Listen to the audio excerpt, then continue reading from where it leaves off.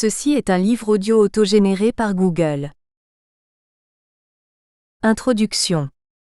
La division de la Corée a été décrétée par des forces extérieures, puis pérennisée par l'action convergente des dynamiques de la guerre froide et de facteurs internes à la péninsule. À ce stade, il convient de préciser que les relations ambiguës, voire hostiles entre les Américains et les Coréens datent de plusieurs siècles.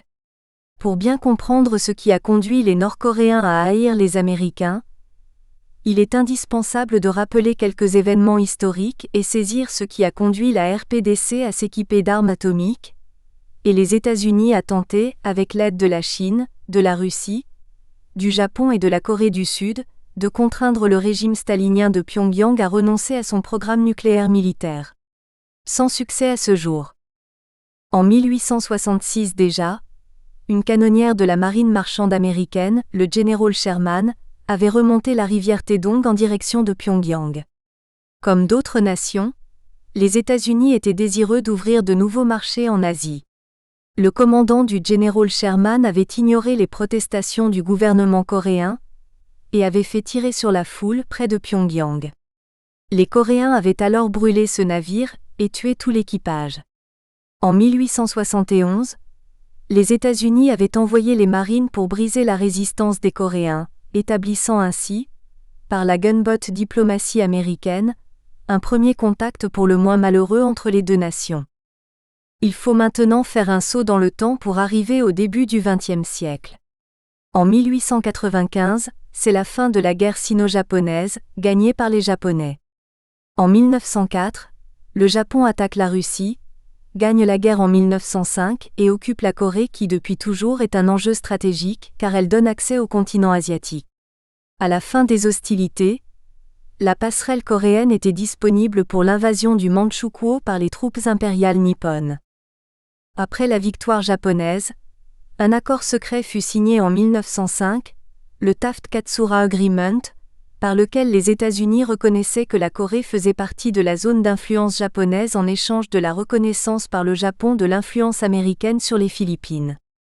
En récompense de ce marchandage, le président Theodore Roosevelt reçut le prix Nobel de la paix.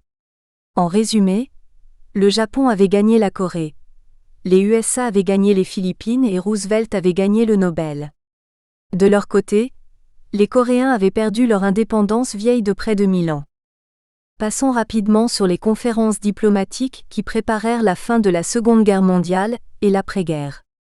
Les Alliés avaient décidé qu'une fois libérée du joug japonais, la Corée retrouverait son indépendance in due time. On le voit, dans l'esprit des grands d'alors, les Coréens n'étaient pas considérés comme des adultes. Nous avons tous en mémoire ce que fut en Extrême-Orient la fin de la Seconde Guerre mondiale avec les bombardements atomiques sur Hiroshima, le 6 août et sur Nagasaki le 9 août 1945. Nous n'y reviendrons pas en détail. Il faut toutefois signaler que l'URSS avait attendu le 8 août 1945, 2 jours après Hiroshima, pour déclarer la guerre au Japon. Cette formalité accomplie, les choses n'avaient plus traîné. Le 10 août 1945, quelques heures après le bombardement de Nagasaki, les troupes soviétiques entraient au nord de la Corée et le 15 août 1945, le Japon capitulait. Le 2 septembre 1945, MacArthur acceptait l'acte de reddition japonais à bord du cuirassier USS Missouri.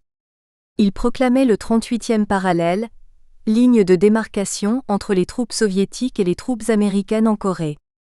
L'état-major américain avait confié à 2 jeunes colonels, Dean Rusk, futur secrétaire d'État, et Charles Bonestell, la mission de trouver une ligne de démarcation qui séparerait les armées américaines et soviétiques après la reddition des Japonais. Il était environ minuit, le 10 août. Les bombes atomiques américaines avaient été lâchées sur le Japon, et l'URSS était entrée en guerre. Sur une carte, ces 2 officiers avaient tiré un trait sur le 38e parallèle, à quelques kilomètres au nord de Séoul.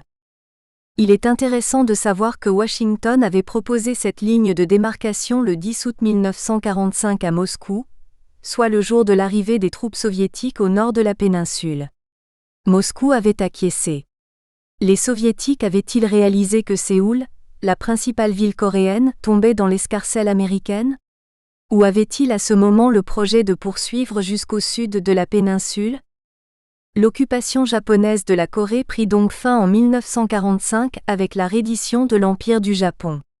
Ce furent les Soviétiques au nord du 38e parallèle, et les Américains au sud qui devinrent les nouveaux occupants jusqu'en 1949, date du retrait de leurs troupes. Avec l'évacuation des troupes impériales nippones, les Coréens avaient donc changé de maître. Une résolution de l'ONU avait demandé qu'il soit procédé à des élections libres dans tout le territoire coréen. Ces élections ont eu lieu en 1948, mais séparément. 2 États distincts sont alors créés. Le 15 août 1948, c'est la création de la République de Corée au Sud, RC, avec Syngman Rhee comme président. Le 9 septembre 1948, c'est la proclamation de la République populaire démocratique de Corée, RPDC, au nord, avec Kim Il-sung comme président. L'ONU n'avait pas su imposer des élections couvrant la totalité de la péninsule. Sa division devenait alors un fait accompli. L'ONU avait cependant pu obtenir le retrait des troupes soviétiques et américaines, fin 1949. Il sied de relever que tant Syngman Rhee que Kim Il-sung, tous deux absents de la péninsule au moment de la libération du joug japonais par les armées soviétiques et américaines, étaient décidés à unifier les 2 Corées. De 1910 à 1945, de nombreux Coréens avaient collaboré avec les Japonais. En arrivant au pouvoir, Syngman Rhee avait recruté des militaires et bureaucrates de haut rang qui avaient servi dans l'armée et l'administration impériale nippone jusqu'en 1945.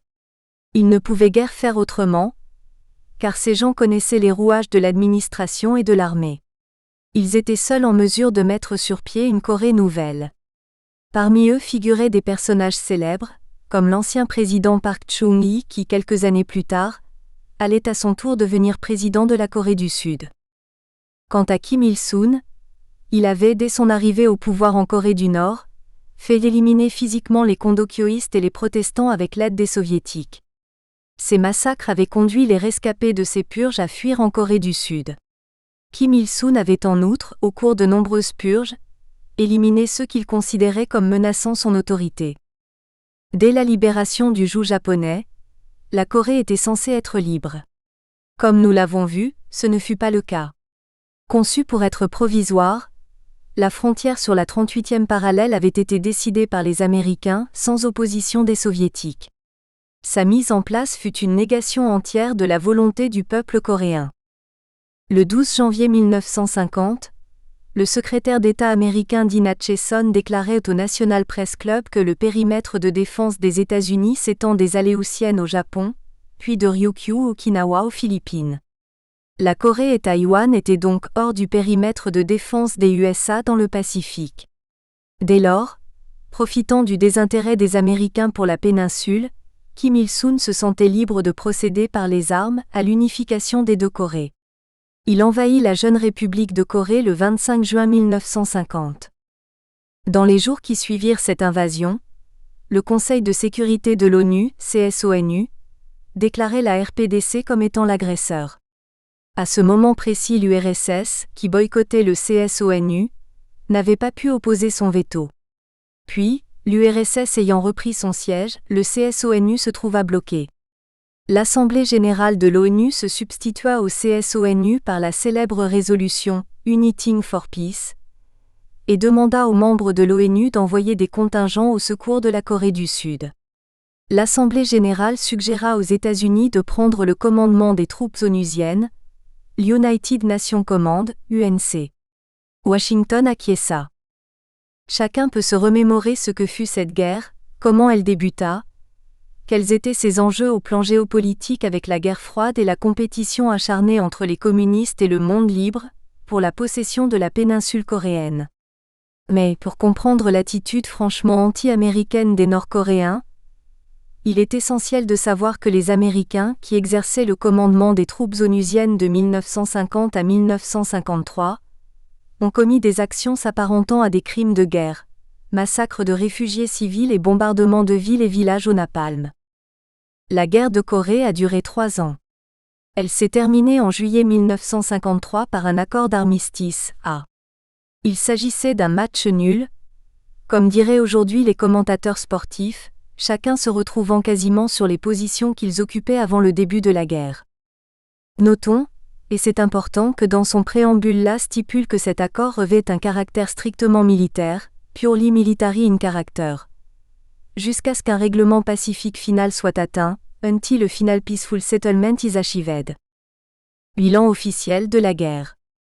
Du côté des forces des Nations Unies, 447 000 tués, dont 415 000 Sud-Coréens, 29 500 Américains et 288 Français, et 550 000 blessés ou disparus, dont 140 000 Américains. Du côté du Nord, 1 400 000 tués ou disparus, dont 900 000 Chinois et 500 000 Nord-Coréens, estimation les communistes ne donnant pas de chiffres. Cette guerre a donc coûté la vie à 2,5 millions de soldats. Les pertes civiles au Sud, 315 000 morts et 600 000 blessés ou disparus, au Nord, pas de chiffres. Des dizaines de milliers de personnes séparées de leurs familles. Nous avons perdu 100 000 hommes en Corée, il faut bien quelques martyrs. Le 27 juillet 1953, après plus de 2 ans de négociations pendant lesquelles les combats s'étaient poursuivis, un accord d'armistice est donc signé.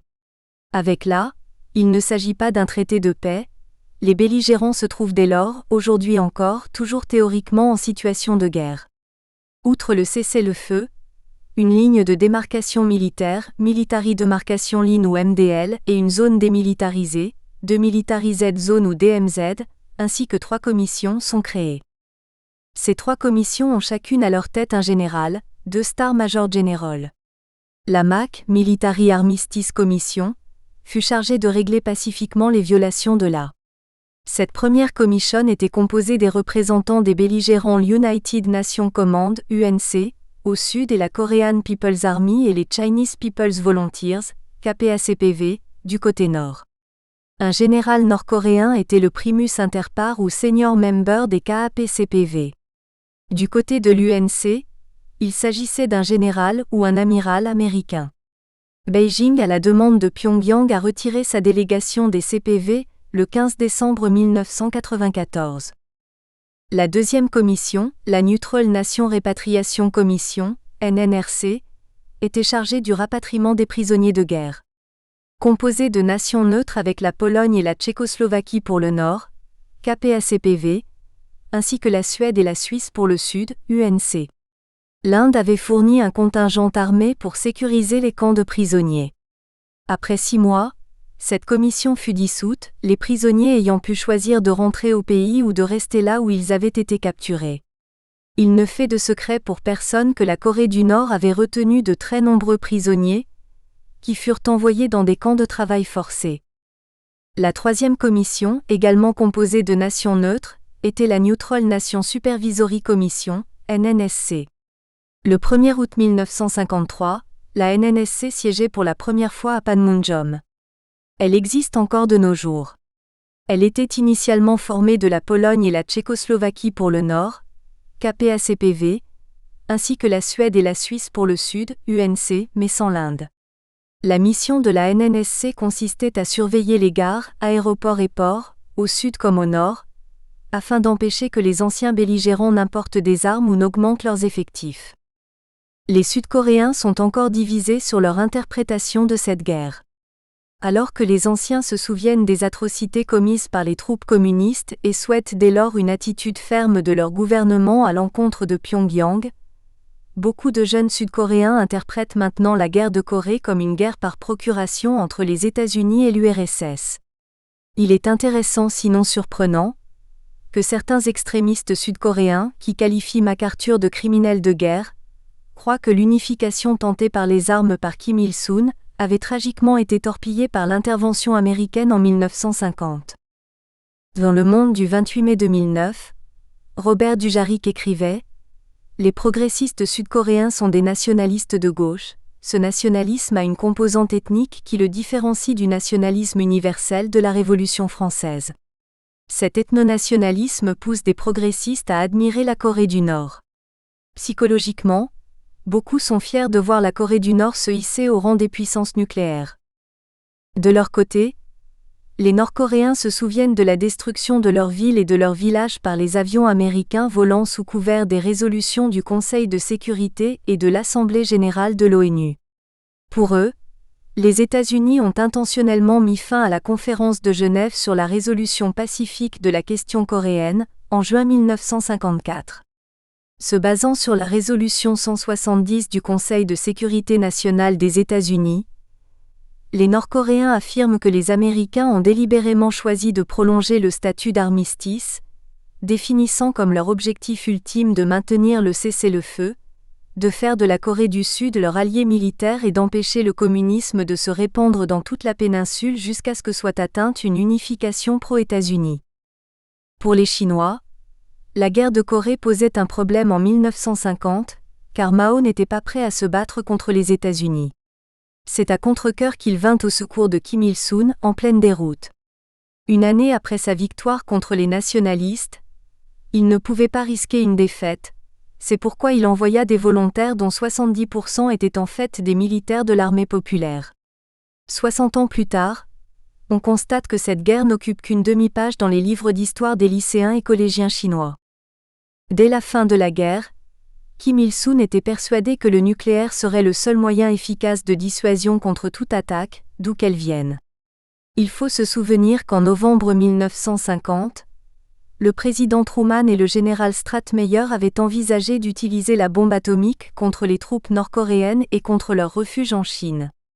Puis, le 24 décembre 1950, le général MacArthur avait sollicité l'autorisation d'utiliser la bombe atomique contre les positions de retrait nord-coréennes en Chine. Truman avait refusé.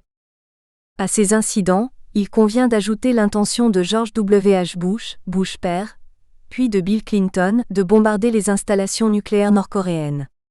Notons aussi la révision de l'OPLAN, Operations Plan, demandée et obtenue par Donald Rumsfeld en 2003. Selon les renseignements recueillis par Bruce Cumin, ce plan était conçu dans le but de déstabiliser les troupes nord-coréennes et de renverser Kim Jong-il, conduisant à un changement de régime, but avoué des faucons de l'administration Bush. Ces événements, incursion du général Sherman, annexion de la Corée par le Japon grâce au marchandage des États-Unis, tueries et bombardements au napalm, menaces nucléaires américaines pendant la guerre de Corée, puis au XXe et XXIe siècle, boycott américain et sanctions onusiennes à l'instigation des USA dont nous parlerons plus loin. Tous ces tragiques événements nous permettent de comprendre pourquoi les Coréens du Nord se sentent aujourd'hui encore menacés par la puissance américaine et pourquoi cette menace est fortement ancrée dans la mémoire collective des Nord-Coréens. Aujourd'hui encore ils la prennent au sérieux. La RPDC considère les États-Unis comme les successeurs de l'impérialisme japonais. De leur côté, les Américains estiment que la Corée du Nord est un hors-la-loi international. Il sied cependant de mentionner que la Corée du Nord s'est souvent montrée agressive, non seulement en déclenchant la guerre de Corée, mais également, par exemple, lors de la capture, le 23 janvier 1968, du navire espion américain Pueblo qui patrouillait dans les eaux internationales. Les 83 membres de l'équipage n'avaient été libérés que 11 mois plus tard. Quelques jours auparavant, un commando nord-coréen était parvenu à s'infiltrer à quelques centaines de mètres de la Maison Bleue, le palais présidentiel sud-coréen, avec l'intention d'assassiner le président Park Chung-hee, le père de l'actuelle présidente de la Corée du Sud. En avril 1969, la Corée du Nord avait abattu un avion de surveillance, EC-121, tuant les 31 membres de l'équipage américain. En 1976, les soldats nord-coréens avaient assassiné à coups de hache 2 militaires américains dans la zone conjointe de sécurité, JSA, de Panmunjom. Le 9 octobre 1983, des agents nord-coréens avaient fait exploser une bombe à Rangoon, tuant tous les membres d'une délégation sud-coréenne en voyage officiel en Birmanie, sauf le président dont la voiture avait été retardée. Notons à ce sujet que les Chinois furent dégoûtés lorsqu'au milieu de leurs efforts en vue d'établir des contacts entre les USA et la RPDC, Kim Jong-il avait de toute évidence commandé l'attaque de Rangoon. En 1987, les agents de la RPDC avaient fait exploser en vol un avion sud-coréen de la Korean Air, vol KL-858, tuant tous les 115 passagers. Arrêté peu après cet attentat, Kim Yoon-hui, une espionne nord-coréenne porteuse d'un faux passeport japonais, avait avoué être responsable avec 3 autres Nord-Coréens. À ces tragiques événements provoqués par Pyongyang, il convient d'ajouter le kidnapping de ressortissants japonais, entre autres nationalités car il y aurait des Européennes, dont 3 Françaises, par les services secrets nord-coréens dans le but de leur faire enseigner les us et coutumes japonais aux futurs espions nord-coréens. Selon Jang Jin-seong, un poète nord-coréen réfugié au Sud en 2004, les services d'espionnage nord-coréens recruteraient aussi sur les critères de beauté. Plus de 3000 jeunes nord-coréennes auraient trouvé des emplois dans des hôtels de luxe et des maisons d'hôtes officielles. Elles seraient chargées de recueillir des informations d'hommes politiques, de journalistes et de chercheurs étrangers de passage en RPDC. Cette pratique aurait fini par remplacer les kidnappings, méthode jugée moins fiable. Enfin, la RPDC abrite depuis 1970 un groupe de 5 Japonais de l'armée rouge. Pyongyang s'est toujours refusé d'extrader ces terroristes vers le Japon. Notons cependant qu'en automne 2012, la RPDC et le Japon avaient entamé des négociations à ce sujet. Pour toutes ces actions, la Corée du Nord figurait aux USA sur la liste des États qui soutiennent le terrorisme. Selon une dépêche du 1er juin 2011 de l'agence de presse sud-coréenne Yonhap, les Nord-Coréens entraîneraient une unité de 3000 personnes dans le but d'en faire des hackers professionnels. Les services de renseignement sud-coréens croient que la RPDC entretient une unité cyber-warfare de 1000 personnes sous le commandement de sa principale agence d'espionnage, le Reconnaissance General Bureau. Des attaques de hackers nord-coréens auraient visé des agences gouvernementales en Corée du Sud et aux États-Unis. La cyber-warfare ou guerre informatique peut être considérée comme une guerre véritable, puisqu'elle permet, comme on l'a récemment vu en Iran avec le virus Flame, de dérégler la vitesse de rotation de centrifugeuses utilisées pour enrichir l'uranium. À l'évidence, les hackers sont capables de perturber les centres de commandement des armées. En mars 2011, 40 sites web sud-coréens auraient été attaqués. Dans cet ordre d'idées, au début mai 2012, la Corée du Sud avait accusé Pyongyang de perturber le trafic aérien en envoyant des signaux de brouillage, principalement à destination de l'aéroport international d'Incheon, à 100 km à l'ouest de Séoul. La Corée du Nord a lancé plusieurs attaques armées, limitées contre des objectifs situés au sud, qu'ils aient été américains ou sud-coréens. Il faut toutefois relever que le Nord n'a pas lancé d'attaque armée massive contre un autre pays depuis plus de 60 ans, ce qui n'est pas le cas des USA, et que la RPDC n'a plus perpétré d'actions terroristes depuis plus de 20 ans. On peut donc conclure de ce qui précède que le danger pour les États-Unis est insignifiant, comparé au réel danger que les États-Unis représentent pour la Corée du Nord. Depuis 1950, les USA sont désignés par Pyongyang comme la menace permanente. En effet, la Corée du Nord a été pendant des lustres la victime de l'une des politiques militaires de containment les plus durables et les plus intenses que les États-Unis maintiennent de par le monde. Cette politique hostile a engendré chez les Nord-Coréens une antipathie, voire une haine des Américains qui n'est pas près de s'éteindre. J'en veux pour preuve l'attitude des enfants d'une école enfantine que j'avais visitée dans les années 1990 à Pyongyang. Ces bambins de 6 ans construisaient des tanks avec de la pâte à modeler. À ma question sur la destination de ces chars d'assaut, ils m'avaient répondu « pour tirer sur les Américains ». La péninsule coréenne reste un enjeu stratégique avec la politique américaine inavouée d'endiguement, non seulement de la Corée du Nord, mais aussi de la Chine. Les USA ne veulent pas que Séoul passe sous l'influence de Beijing. C'est dès lors la position stratégique de la Corée du Sud, plutôt que la menace nord-coréenne, qui justifie aujourd'hui encore la forte présence militaire américaine dans la région Asie-Pacifique en général et en Corée du Sud et au Japon en particulier. La péninsule est donc une zone instable malgré les négociations américano-nord-coréennes qui, grâce à la diplomatie chinoise, se sont déroulées depuis 2003 sous le couvert des entretiens à 3, puis des entretiens à 6. Il ne fait pas de doute que ces pourparlers vont se poursuivre pendant de nombreuses années, avant qu'ils n'aboutissent à la dénucléarisation complète, vérifiable et irréversible de la Corée du Nord. Dans son livre North Korea South Korea, Us Policy at a Time of Crisis, John Pfeffer écrit « North Korea is the longest running enemy of the United States. Qu'en est-il? Nous essayerons de voir si cette affirmation est plausible et surtout pourquoi perdure tant d'hostilité entre ces deux pays. À ce stade, notons que dans leur subconscient, certains Américains n'ont probablement pas digéré d'avoir été tenus en échec par les Nord-Coréens lors de la guerre de Corée et qu'ils voudraient se venger en renversant le régime de Pyongyang. Premier chapitre, les deux Corées aujourd'hui. Ma méconnaissance de la Corée est abyssale. The Koreans, both North and South, are emotionally impulsive people. La partition de la péninsule coréenne a eu pour conséquence, non seulement un découpage géographique, mais également une division au plan de la politique et de l'économie des deux États. Avant la libération du joug japonais en 1945, respectivement avant la création de deux États indépendants en 1948, le Nord possédait les principales ressources minières, c'est encore le cas aujourd'hui. Le Sud, qui recevait du Nord 90% de son électricité, produisait 70% du riz de la péninsule. En Corée du Nord, le régime stalinien mis en place dès 1945 par les Soviétiques et qui sévit toujours aujourd'hui, avait repris la production industrielle d'avant-guerre privilégiant l'industrie lourde. Dès le début des années 1990, la situation s'est inversée, principalement à cause du lâchage de la RPDC par l'URSS, mais aussi grâce à la politique industrielle et commerciale des chaebols, conglomérats, lancée dès le début des années 1960 par le président Park Chung-hee, activement poursuivie au début des années 1980 par le président Chun Doo-hwan.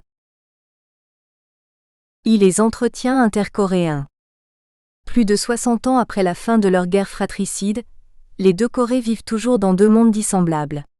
Les différences touchent évidemment les systèmes politiques, mais surtout le développement de l'économie, donc les conditions d'existence de leur population. Malgré cette asymétrie, des tentatives d'unification ont périodiquement été entreprises. Kim Il-sung n'ayant pas réussi à unifier les deux Corées par la guerre, il essaya à plusieurs reprises de contacter les Sud-Coréens en vue d'une unification, comme en été 1971 lorsque les délégués de la Croix-Rouge des deux Corées s'étaient rencontrés, une première depuis la création des deux États en 1948. Kim Il-sung avait tenté de persuader Séoul d'acquiescer à sa vision d'une confédération de Koryo, en référence avec l'Empire de Koryo, 918-1392, époque où la péninsule était unifiée. Des entretiens intercoréens eurent lieu à Panmunjom, Pyongyang et Séoul, entre la fin 1971 et l'automne 1972. Ces réunions enfantèrent la déclaration conjointe du 4 juillet 1972. Cependant, ces contacts n'avaient pas pu dissiper le manque de confiance. Chacune des deux parties avait entre autres exprimé des suspicions parallèles concernant une manipulation des grandes puissances, les USA et l'URSS, au profit de leurs protégés. Les pourparlers cessèrent suite à ces récriminations réciproques.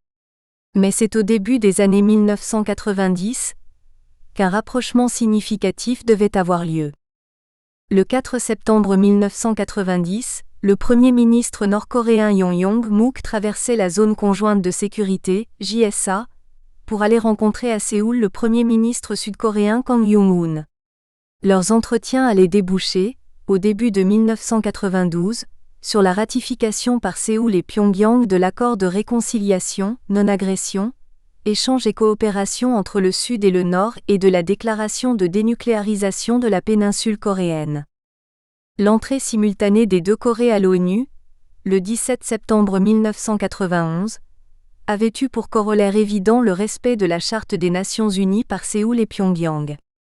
Ce fut donc une reconnaissance réciproque de facto, sinon de jure. Cet événement historique a-t-il exercé une influence dans le contexte ardu des relations intercoréennes? Il est difficile de l'affirmer, car les deux Corées ont depuis lors été confrontées à de nombreux problèmes. Citons comme exemple, pour le Sud, les programmes militaires nucléaires et balistiques de la RPDC, et pour le Nord, la réussite économique spectaculaire de l'économie sud-coréenne comparée à l'effondrement de l'économie du Nord. Ces problèmes ne se régleront probablement pas facilement, d'autant moins facilement que les constitutions nord-coréennes et sud-coréennes s'attribuent la souveraineté sur la totalité de la péninsule. Rappelons aussi que Kim Il-sung avait déclaré, lors d'une réunion plénière du Parti des travailleurs, que la libération du Sud était un devoir national. De l'influence des événements internationaux. Au début du XXIe siècle, la division de la péninsule perdure, non seulement concernant la situation économique et politique de chacune des deux Corées, mais aussi quant à la perception qu'en ont leurs voisins. En effet, les Chinois ne veulent pas d'une Corée unifiée qui mettrait à leur porte un pays capitaliste avec probablement des troupes américaines restant stationnées dans la péninsule. Chinois et Japonais sont opposés à l'émergence de la puissance régionale que serait une Corée unifiée. Aujourd'hui encore, d'autres différences subsistent entre les Coréens et leurs voisins japonais. Les Américains et les Sud-Coréens sont attachés à la stabilité. Mais pour eux, la réconciliation est une perspective plus réaliste que la réunification. Dès la fin des années 1980 et pendant les premières années de la décennie 1990, l'évolution de la situation dans la péninsule fut étroitement liée aux événements internationaux de l'époque. La chute du mur de Berlin, l'époque Gorbatchev-Glasnost, Perestroïka, la reconnaissance de la République de Corée, RC Corée du Sud, par les pays anciennement satellites de l'URSS, puis sa reconnaissance par Moscou le 30 septembre 1990 et par la Chine populaire le 24 août 1992 et l'entrée simultanée des deux Corées à l'ONU le 17 septembre 1991, sont autant d'événements qui ont marqué profondément la République populaire démocratique de Corée. Tous ces événements survenus au cours de ces années critiques ont poussé la RPDC. Primo, a donné à ses rapports avec les États-Unis un caractère prioritaire, voire exclusif, au détriment du mécanisme composé de la Commission militaire d'armistice, la MAC, et de la Commission des Nations neutres pour la surveillance de l'armistice, la NNSC. Secondo, ils ont conduit l'armée nord-coréenne à modifier fondamentalement son attitude envers tout le mécanisme de l'accord d'armistice. Tertio, ces événements ont poussé la Corée du Nord à développer un programme nucléaire que Pyongyang qualifie d'exclusivement défensif. À ce stade, il est indispensable de décrire quel fut le développement de ce programme. En effet, sans ces informations, il serait difficile de comprendre les motifs qui poussent les Américains et la communauté internationale à exiger des Nord-Coréens une dénucléarisation complète, définitive et vérifiable. 3. Le développement du programme nucléaire nord-coréen. Les Nord-Coréens sont beyond dispute, compétents en matière de chimie et de métallurgie dans le domaine du recyclage du plutonium. Historique. Une question récurrente vient spontanément à l'esprit.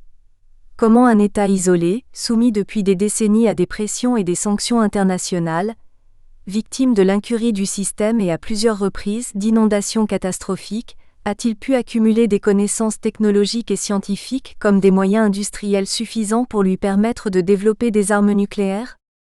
Il sied d'abord de préciser que le développement nucléaire de la Corée du Nord est principalement basé sur des technologies et des matériels importés, plus que sur des découvertes scientifiques locales.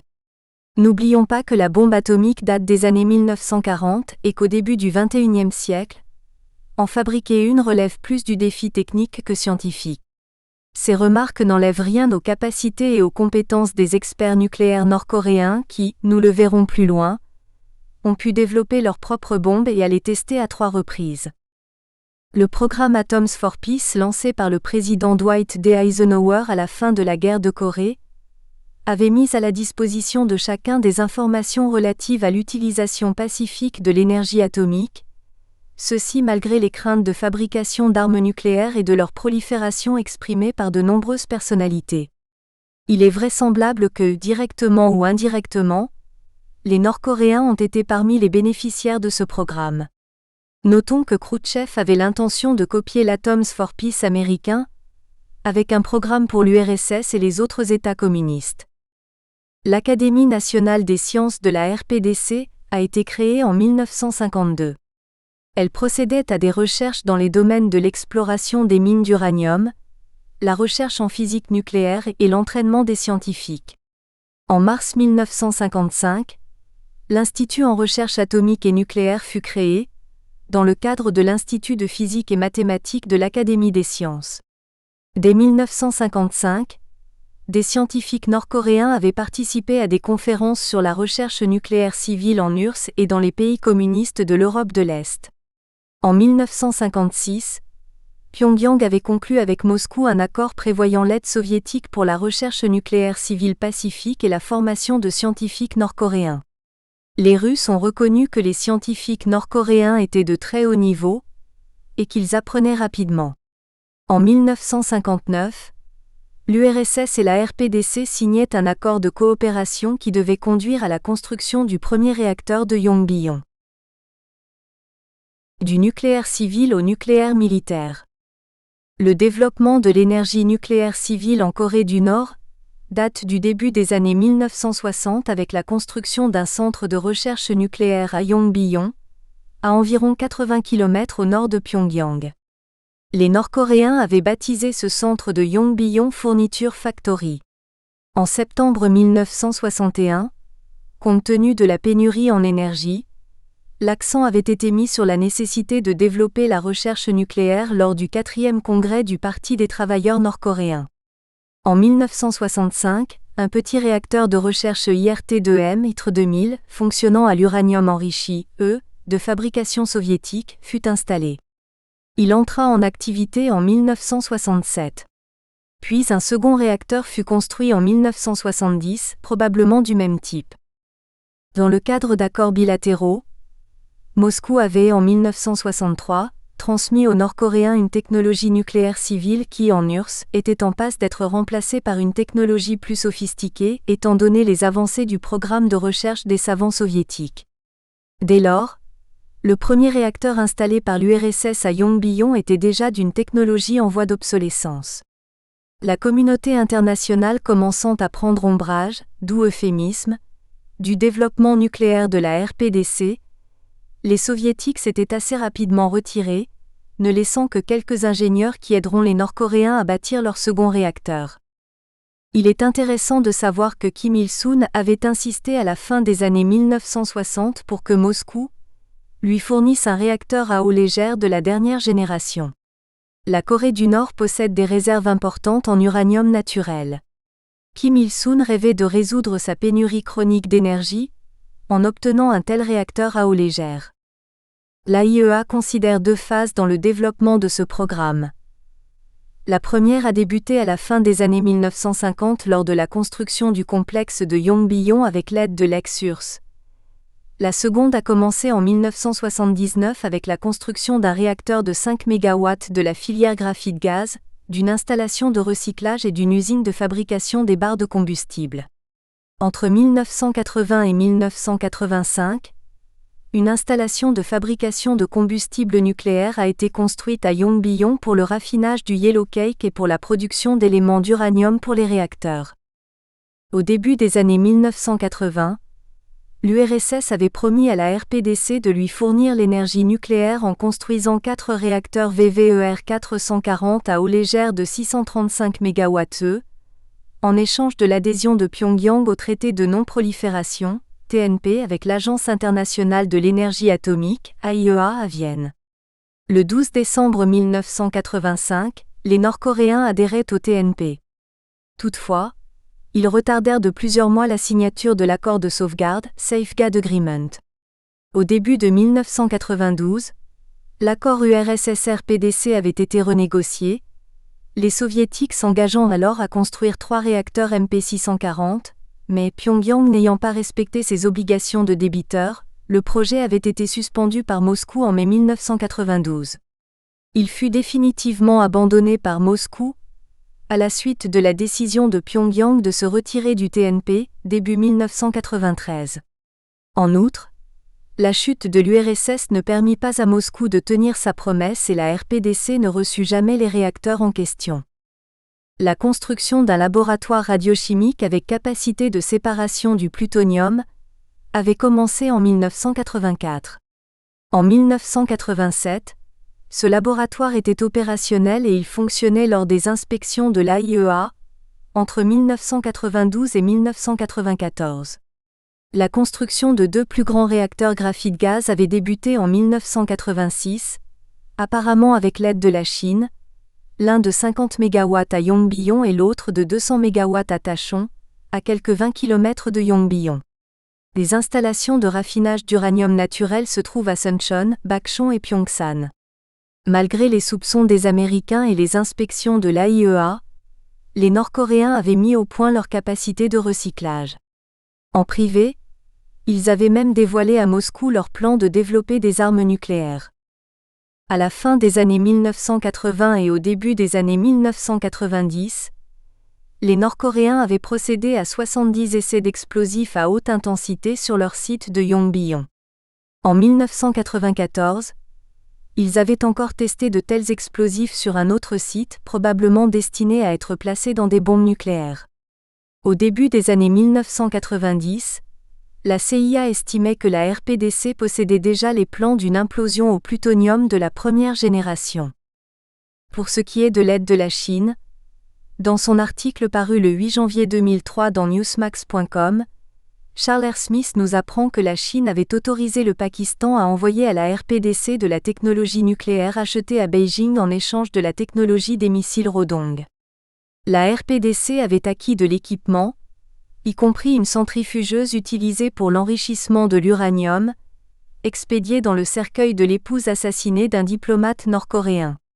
L'aide indirecte de la Chine incluait l'autorisation de survol de son territoire par un avion cargo pakistanais C-130. De plus, Charles R. Smith affirme que, contrairement à la politique très stricte des USA, la Chine n'avait initialement pas découragé ses clients, la Corée du Nord et le Pakistan, de développer des armes nucléaires. Selon Newsweek du 23 octobre 2006, 14 pays auraient assisté la Corée du Nord, directement ou non, dans ses efforts vers la maîtrise du nucléaire militaire: la Russie, la Chine, l'Autriche, la France, le Canada, la Roumanie, l'Allemagne, le Pakistan, l'Inde, le Japon, l'Iran, l'Ukraine, le Kazakhstan et la République démocratique du Congo. Sans oublier l'Agence internationale de l'énergie atomique, AIEA, où travaillait l'expert nucléaire nord-coréen Choi Ha-gun entre 1974 et 1978. Dans l'intervalle, la Corée du Nord est devenue de facto une puissance nucléaire. Pour ce qui est de la crainte d'une attaque américaine, il est intéressant de lire ce que Kim Il-sung avait déclaré en février 1963 à l'ambassadeur soviétique à Pyongyang, soit 10 ans après la fin de la guerre de Corée. Dans le cas d'une attaque nucléaire, la géographie donne un avantage certain à la RPDC car dans une certaine mesure, les montagnes protègent des explosions. Une grande quantité de ces bombes serait nécessaire pour provoquer une destruction à grande échelle dans le pays. Kim Il-sung avait donc peur d'une attaque nucléaire, mais il comptait aussi sur le terrain accidenté de la RPDC pour en atténuer les effets. Cette peur paranoïaque d'une attaque américaine est confirmée par les déclarations de Kim Il-sung à Erich Honecker, le dirigeant est-allemand, en mai 1984. Le grand dirigeant admettait que, militairement, la RPDC n'est pas plus forte que les Américains dans la péninsule, mais ces derniers prétextent que nous sommes plus forts pour augmenter leur armement. C'est aussi le prétexte qui justifie leur occupation de la Corée du Sud, qui n'est rien d'autre qu'une colonie, qu'ils n'ont pas l'intention de quitter. Puis, au même Honecker, en octobre 1986, la RPDC n'a pas l'intention d'attaquer le Sud, pas plus qu'elle ne le pourrait. Plus de 1000 bombes atomiques sont stationnées en Corée du Sud, et il n'en faudrait que 2 pour détruire le pays.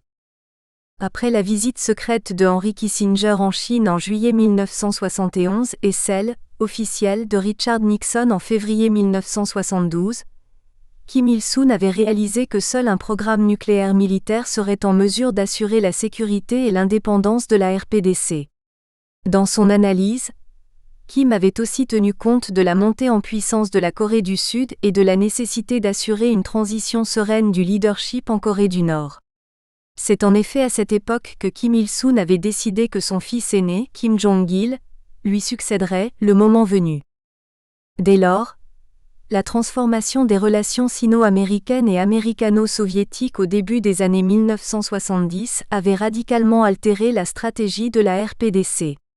Lorsque Kim Il-sung avait réalisé que sa sécurité n'était plus garantie par l'URSS et la Chine, il avait clairement manifesté son intention de développer un programme nucléaire militaire. Cependant, la date précise de la décision de Kim Il-sung de développer un tel programme n'est pas connue. En fait, jusqu'à la fin de ses jours, le grand leader a toujours nié que la Corée du Nord n'a jamais eu l'intention de développer un tel programme et qu'elle en ait eu les moyens. Jusqu'à la fin des années 1980, grâce à son traité d'assistance militaire avec l'URSS, la Corée du Nord bénéficiait du parapluie nucléaire soviétique au même titre que la Corée du Sud était protégée par le parapluie nucléaire américain. Avec la chute du communisme et la fin de l'URSS, le besoin de développer l'arme nucléaire est devenu évident pour Kim Il-sung. Ce sentiment de nécessité absolue s'est encore accentué pour Kim Jong-il, avec l'invasion de l'Irak par les États-Unis en 2003. George W. Bush avait placé la Corée du Nord avec l'Irak et l'Iran dans l'axe du mal. Avec l'agression de l'Irak, la RPDC avait acquis la conviction qu'elle serait la prochaine sur la liste de pays attaqués par Bush Jr. Plus près de nous, le général 51 Chan Bok, chef de la Korean People's Army Mission à Panmunjom, avait déclaré à Nicolas de Christophe en visite à Pyongyang au milieu de l'année 2005 : « Pour défendre notre souveraineté et notre système, nous ne pouvons qu'augmenter le nombre de nos armes nucléaires comme force de dissuasion.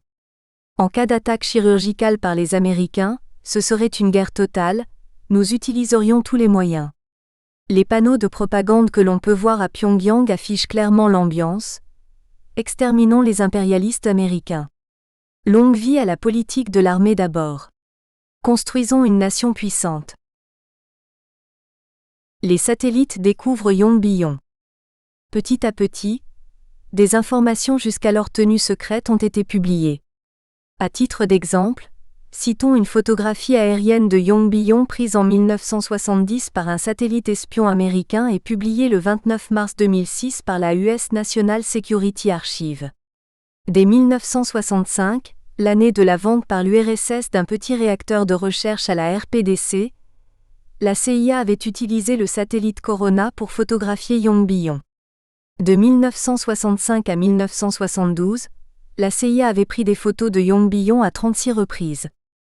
Selon des documents secrets déclassifiés en novembre 2004, les États-Unis auraient eu, dès 1982, soit 3 ans avant que la RPDC ne signe le traité de non-prolifération, connaissance du développement d'un programme nucléaire nord-coréen. À cette époque, on ne savait pas exactement où se situait cette industrie nucléaire, ni son importance. En 1985, les Américains annoncèrent avoir les preuves que la RPDC assemblait secrètement un réacteur nucléaire à Yongbyon. Il semble toutefois que la construction de ce réacteur ait été réellement découverte par le professeur Toshifumi Sakata de l'université de Tokai au Japon, sur la base de photographies prises le 19 septembre 1989 par le satellite français Spot. Grâce à des renseignements fournis par certains services d'espionnage militaire, les Français avaient immédiatement fait couvrir certains sites connus par le satellite Spot. Le spécialiste de l'analyse de la direction du développement international à Spot Images découvrit ce que tout le monde ignorait. La présence de défenses terrestres et surtout anti-aériennes, missiles solaires et batteries anti-aériennes aux environs immédiats de Yongbyon. Par la suite, des analyses plus poussées ont permis de préciser la vocation militaire de ce site nucléaire. Il est intéressant de savoir que les Nord-Coréens avaient d'abord prétendu qu'il s'agissait d'un réacteur destiné à la recherche, mais il est en fait bien plus puissant que la moyenne des réacteurs de ce type. Ils avaient ensuite dit que cette centrale était destinée à la production d'électricité, alors que les photographies en question ne laissaient apparaître aucune ligne électrique à la sortie de la centrale de Yongbyon. Les lignes et les pylônes découverts plus tard se sont avérés être factices. Les risques de dérive nucléaire vers les organisations terroristes.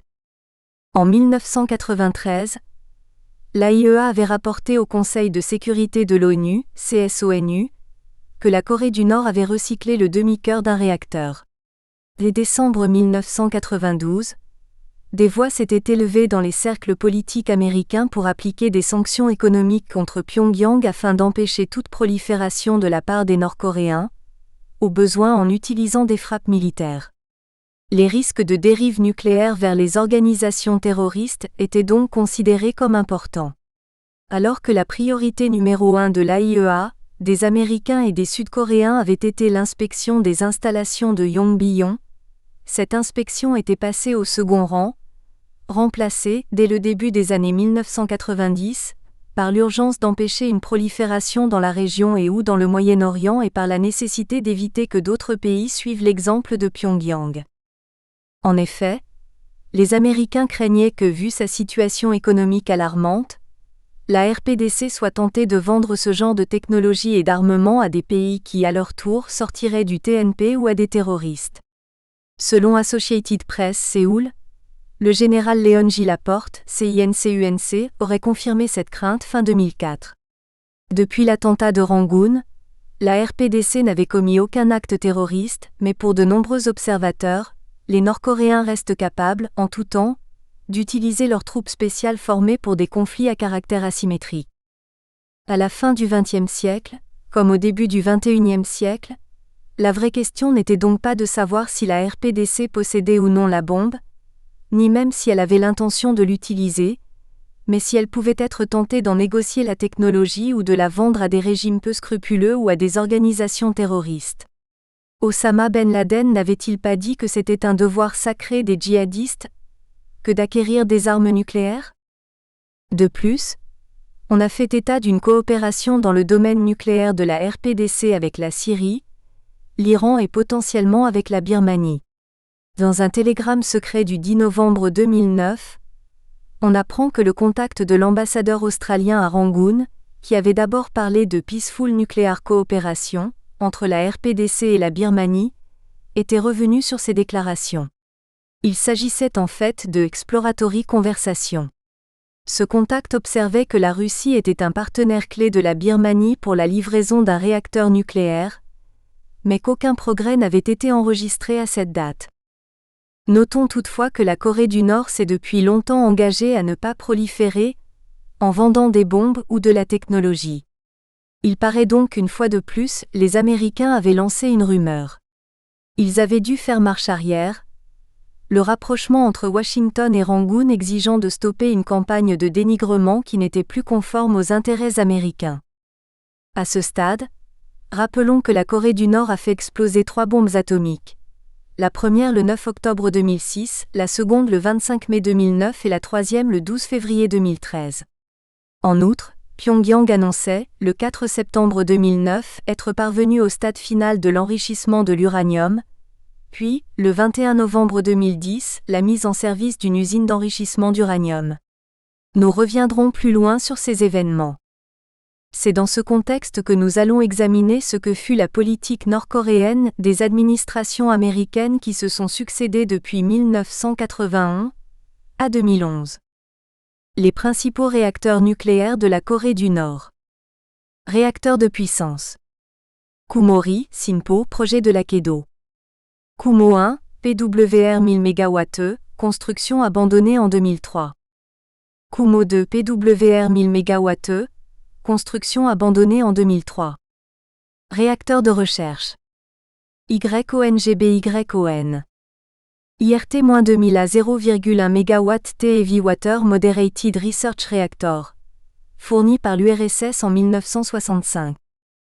Yongbyon à 5 MW Maniox Reactor. Activé en 1987, puis suspendu et réactivé à plusieurs reprises. Yongbyon 2 à 50 MW Maniox Reactor, en construction proche d'être terminé. TAECHON. Tachon 1 à 200 MW Réacteur, construction suspendue. Tachon 2 à 50 MW, construction suspendue. Ces réacteurs ont été montrés à Esseker lors de ses visites en RPDC. Deuxième chapitre, la politique nord-coréenne des États-Unis, vers une solution? The North is rigidly ideological, aggressive, psychotic, and unpredictable. Un président républicain, George H.W. Bush et un président démocrate, Bill Clinton, sur la voie d'une solution au problème nucléaire nord-coréen. Les dégâts occasionnés dans les années 1950 par les bombardements américains sont ancrés dans la mémoire collective des Nord-Coréens. L'historien Bruce Cumin écrivait en 2004 que ce qui est indélébile, ce sont les campagnes aériennes américaines qui ont provoqué d'extraordinaires destructions en Corée du Nord à l'aide de bombes incendiaires, napalm, et la menace d'utiliser des armes nucléaires et chimiques. Pendant plus de 60 ans, les rapports américano-nord-coréens ont été caractérisés par l'incompréhension et la méfiance. Le début des années 1990 fut une période de forte tension dans la péninsule coréenne, tension due à la volonté de Washington de contraindre la Corée du Nord à renoncer à son programme nucléaire, et au refus de Pyongyang d'entrer en matière. Dans ce contexte, il sied de rappeler qu'outre le litige opposant la Corée du Nord aux USA, un autre différend a envenimé les relations de la RPDC avec la communauté internationale. Il s'agit de celui qui, depuis 1987, a opposé de façon récurrente la RPDC à l'Agence internationale pour l'énergie atomique, AIEA, quant aux inspections des installations nucléaires de la Corée du Nord. Il faut admettre que la politique de Washington à l'encontre de Pyongyang a fait de la Corée du Nord le pays politiquement, mais surtout économiquement le plus isolé au monde. La stratégie américaine, avatar de la guerre froide, a consisté à entraver le développement et le commerce nord-coréen. Les lois extraterritoriales américaines forcent les entreprises en Europe, en Asie et partout ailleurs à choisir entre commercer avec la Corée du Nord ou avec les Américains. De plus, les pressions des États-Unis sur les institutions financières ont souvent empêché l'aide au développement destinée à la RPDC. La Corée du Nord est totalement coupée du système financier international, à l'exception de la Chine, et son accès au crédit est quasiment inexistant.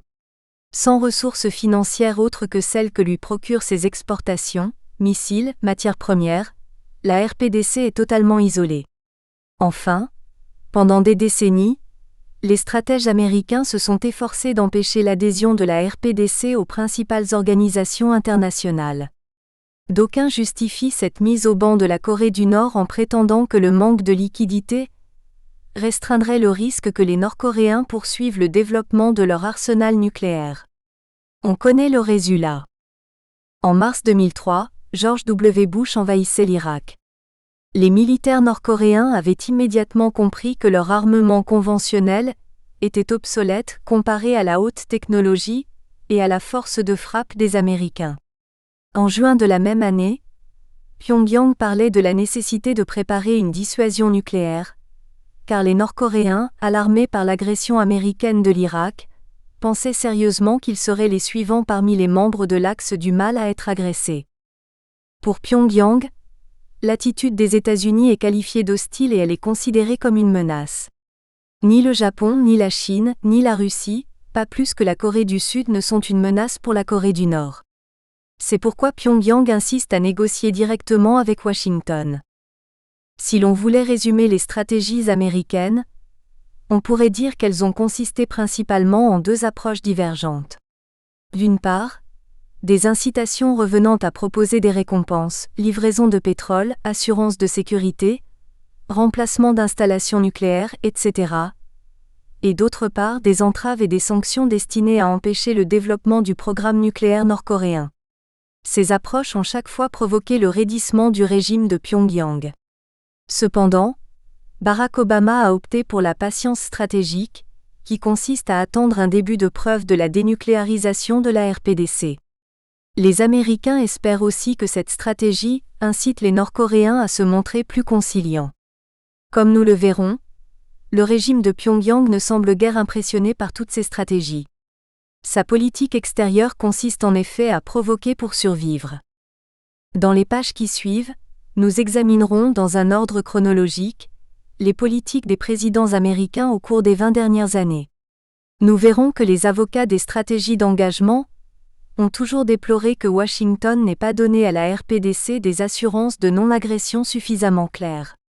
En revanche, les défenseurs de la manière forte ont déploré que trop de concessions aient permis à Pyongyang de développer des armes atomiques sans que les États-Unis n'atteignent le but qu'ils se sont fixé: la dénucléarisation complète, définitive et vérifiable. Notons enfin que depuis 1994, chaque administration américaine a dû tenir compte des intérêts de la Chine, de la Corée du Sud et du Japon avant de formuler sa stratégie. 2. Le président George H.W. Bush et la résolution de la première crise nucléaire.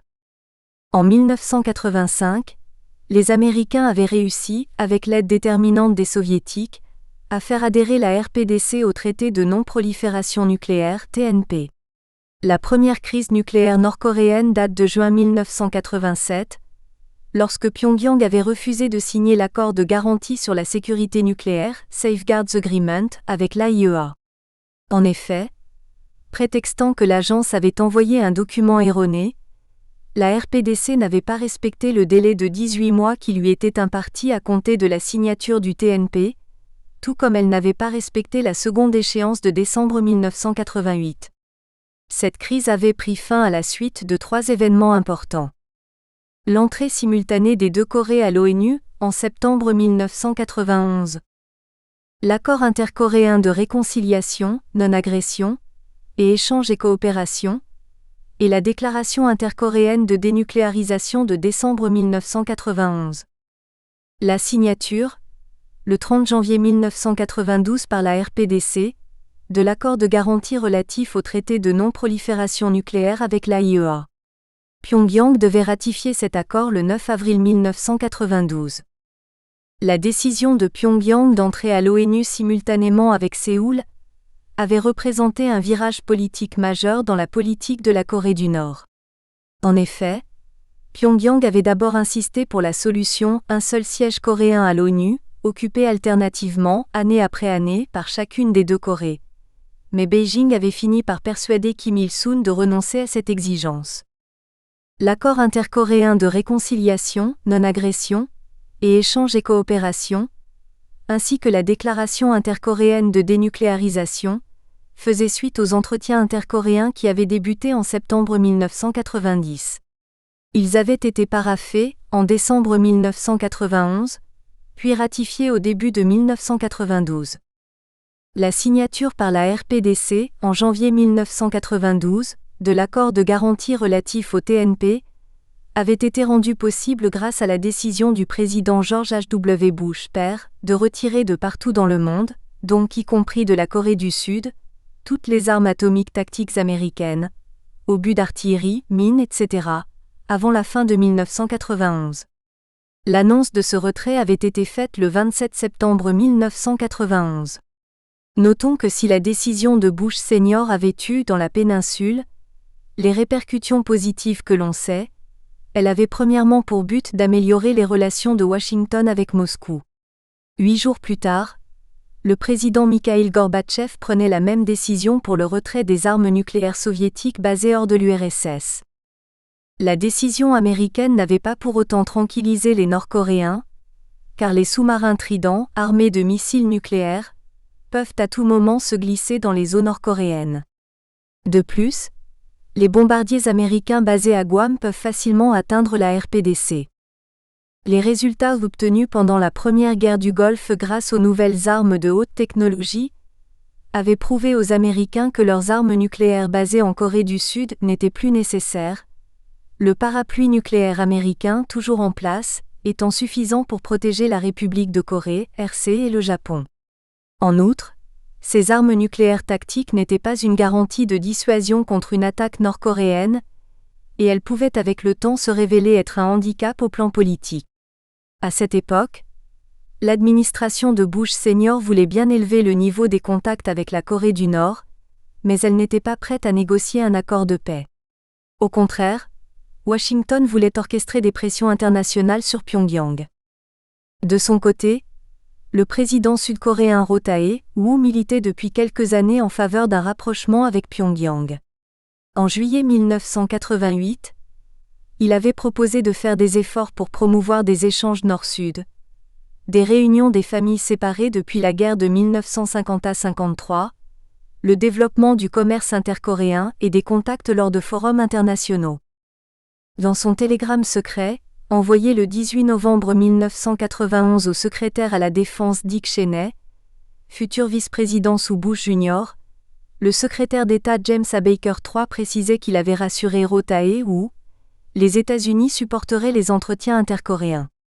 Il ne gênerait pas la conduite des affaires par Séoul quant aux problèmes politiques et de sécurité que Roh voulait discuter directement avec le Nord. De son côté, Kim Chong-wi, conseiller à la sécurité nationale de Roh, avait souligné avec insistance que les Sud-Coréens ne voulaient pas que le Japon ou l'URSS interviennent dans la politique de la péninsule.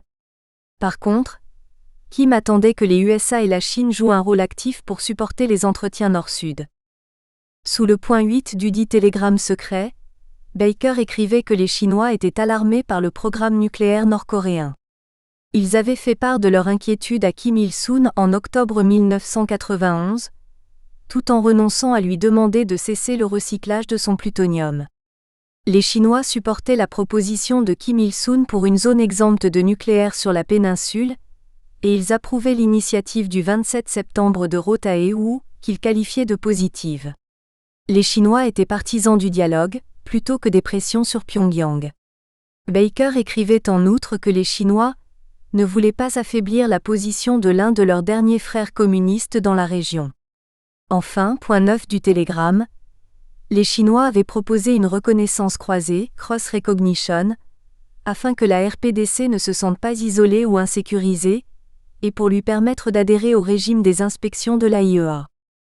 Roh s'était engagé formellement à bannir totalement toutes les armes nucléaires du territoire de la République de Corée. Faisant suite à la décision unilatérale de Bush Senior, Roh avait affirmé que la République de Corée s'engageait qu'à l'avenir elle ne manufacturerait ni ne posséderait des armes nucléaires, qu'elle n'en abriterait pas et qu'elle n'en utiliserait pas. Le 18 décembre 1991, Roh avait réaffirmé cet engagement lors d'une allocution au Blue House, le palais présidentiel sud-coréen. Lors de cette allocution, Roh avait déclaré qu'au moment où il parlait, il n'y avait plus aucune arme nucléaire dans la République de Corée. De plus, faisant preuve de bonne volonté envers le Nord, les USA et la RC avaient renoncé à leur exercice militaire combiné Team Spirit 92. Depuis des années, ces manœuvres empoisonnaient les relations Nord-Sud, ceci d'autant plus qu'elles avaient toujours lieu dans la proximité de la zone démilitarisée, DMZ, qui sépare les deux Corées. L'année 1992 débuta sous de bons auspices. Outre l'annonce faite le 7 janvier 1992 par Pyongyang de son intention de signer le Safeguards Agreement avec l'AIEA, les USA avaient de leur côté accepté de rencontrer les Nord-Coréens pour une Nuclear Weapons Conference. Cette rencontre s'est tenue à la mission américaine de l'ONU à New York, le 22 janvier 1992 entre Arnold L. Canter et Kim Young-sun. Il s'agissait du premier contact officiel à haut niveau entre les deux États, depuis 1953. Avant janvier 1992, Washington avait obstinément refusé les contacts avec les Nord-Coréens. Seuls les conseillers des ambassades américaines et nord-coréennes à Beijing s'étaient rencontrés sporadiquement. Du côté américain, il s'agissait de Raymond Bourgart. Au printemps 1992, l'AIEA avait reçu des Nord-Coréens des informations détaillant leurs installations nucléaires. Pyongyang avait même diffusé une vidéo de ces installations de Yongbyon. Le 4 mai 1992, la RPDC déclarait à l'Agence internationale de l'énergie atomique 7 sites nucléaires et 90 grammes de plutonium provenant du recyclage de 89 barres défectueuses irradiées. En mars 1993, la CIA et la KDIA, South Korean Defense Intelligence Agency, pensaient que la RPDC avait pu extraire entre 6 kg et 12 kg de plutonium, suffisamment pour fabriquer une ou deux bombes atomiques. À la même époque, mes contacts américains à Séoul parlaient de 7 grammes à 7 kg, ce qui démontre que personne n'était sûr de rien. Cette déclaration allait être le prélude à un bras de fer entre l'AIEA et la RPDC. Des inspections eurent lieu entre le 25 mai et le 7 juin 1992. Au cours de ces inspections, l'AIEA avait pu réunir les preuves que la RPDC n'avait pas déclaré toutes ses activités de recyclage. En septembre 1992, les inspecteurs de l'AIEA découvraient des incohérences dans le rapport initial du programme nucléaire de la RPDC et demandaient à Pyongyang des éclaircissements, y compris concernant la quantité de plutonium recyclé. À la fin de 1992, les inspecteurs avaient pu prouver que le recyclage n'avait pas seulement eu lieu une fois, mais à 3 reprises, en 1989, 1990 et 1991, ce qui corroborait les soupçons du renseignement américain. Les équipements de haute technologie de l'AIEA avait pu identifier l'époque de ces recyclages en analysant de l'américium-241. Il est intéressant de savoir que Kim Il-sung avait toujours nié que la RPDC puisse un jour se doter de l'arme nucléaire. Il prétendait que son pays ne posséderait jamais cette arme, ni les vecteurs capables de la lancer. Cette affirmation avait toutefois été contredite en septembre 1990. Le ministre nord-coréen des Affaires étrangères avait dit à des officiels soviétiques que si l'URSS reconnaissait la Corée du Sud, Pyongyang ne se considérerait plus lié à ses engagements de ne pas développer l'arme nucléaire. Lors de son inspection de mai 1992, Hans Blix, alors directeur général de l'AIEA, avait dit d'un bâtiment de la centrale de Yongbyon qu'il s'agissait sans aucun doute possible d'une installation de recyclage de plutonium. Le 31 décembre 1991, le Nord et le Sud avaient signé une déclaration conjointe de dénucléarisation de la péninsule coréenne. Cette déclaration prévoyait que chacun des deux États pouvait procéder à des inspections ad hoc des installations de l'autre. C'est ce que Séoul demanda lors d'une rencontre intercoréenne, en été 1992. Et c'est ce que, bien évidemment, le Nord refusa. En contrepartie de ces inspections bilatérales, Pyongyang demandait à pouvoir inspecter toutes les bases militaires américaines au Sud, bases que la RPDC soupçonnait d'abriter des bombes atomiques. Sur quoi, le Sud avait exigé la réciproque pour les bases militaires nord-coréennes. Vu le refus de la RPDC, la reprise de l'exercice Team Spirit 93 avait été décidée par les USA et l'ARC. Cette décision avait été considérée par Donald Gregg, l'ambassadeur américain à Séoul, comme l'une des plus graves erreurs de la politique américaine, car elle intervenait quasiment au moment où les États-Unis et la Corée du Sud changeaient de président avec l'entrée en fonction de Bill Clinton et de Kim Young-sam. Nous y reviendrons dans le chapitre suivant. Le 9 février 1993, l'AIEA demandait à se livrer à une inspection spéciale afin de pouvoir inspecter deux bâtiments qu'elle suspectait de contenir des déchets nucléaires. Pyongyang avait refusé, au prétexte qu'il s'agissait de bâtiments militaires, donc dispensés de toute inspection. Le 12 mars, arguant de considérations de sécurité nationale prévues à l'article X du traité de non-prolifération, Pyongyang annonçait son retrait du TNP dans les 3 mois. Le 11 juin, à la veille de son retrait définitif, la RPDC annonçait qu'elle renonçait à sortir du TNP. Enfin, le 19 juillet 1993, après des entretiens avec les États-Unis, Pyongyang se déclarait prêt à des consultations avec l'AIEA concernant l'application de l'accord de sauvegarde. Le 15 février 1994, la Corée du Nord finalisait un accord avec l'AIEA concernant les inspections de ces 7 installations nucléaires et les inspecteurs arrivaient sur place le 1er mars pour effectuer les premiers contrôles depuis 1993. Compte tenu des tergiversations des Nord-Coréens et de ces informations alarmantes, le président George H.W. Bush avait envisagé de bombarder Yongbyon. Brent Scowcroft, son conseiller à la sécurité nationale, ainsi que Arnold Cantor, un officiel de haut rang, avaient recommandé cette attaque préventive. Il n'était toutefois pas certain que la RPDC avait recyclé suffisamment de plutonium pour fabriquer une bombe. Notons que Pyongyang soupçonnait les agences de l'ONU, en particulier l'AIEA, d'être utilisées par les Américains pour espionner la RPDC. Lors de la visite à Pyongyang de Boutros Boutros-Ghali en décembre 1993, le ministre nord-coréen des Affaires étrangères Kim Young-nam avait confirmé ses soupçons. Dès les premiers mois de son mandat, le président George H.W. Bush avait supporté la nord-politique du président sud-coréen Roh Tae-woo. En sollicitant la reconnaissance diplomatique de la Corée du Sud par l'URSS et par la Chine, Roh pensait pouvoir améliorer les relations intercoréennes. George H.W. Bush arrangea une rencontre entre Roh et Mikhail Gorbatchev à San Francisco. Cette rencontre fut suivie d'une autre, dans l'île sud-coréenne de Seru. Moscou reconnut Séoul en 1991. Grâce à sa connaissance et à sa vaste expérience de la Chine, Bush Senior avait non seulement encouragé Beijing à reconnaître Séoul, ce qui fut fait en 1992, mais également à renoncer à son opposition à l'entrée de la Corée du Sud à l'ONU. Enfin, Bush père avait ouvert la possibilité de voyage entre la Corée du Nord et les États-Unis. Pour la première fois, les négociateurs américains avaient eu la surprise de trouver en face d'eux des diplomates sérieux qui ne perdaient pas leur temps à chanter les louages de leur grand dirigeant Kim Il-sung. Il est donc évident que George H.W. Bush a exercé une influence très positive sur la résolution de la première crise nucléaire nord-coréenne, ainsi que sur l'amélioration, bien que temporaire, des relations intercoréennes. Il n'a toutefois pas été capable de résoudre le problème nucléaire nord-coréen. 3. Sous Bill Clinton, une présidence de tous les dangers, mais aussi une présidence qui avait pu neutraliser le nucléaire nord-coréen. United States policy must deal with the North Korean government, it is not how we might wish it to be. Au début de son mandat, en 1992, Clinton avait donné un coup d'arrêt à la politique nord-coréenne de son prédécesseur, George Bush Sr. Il semblait être plus intéressé par l'économie que par l'aspect politique.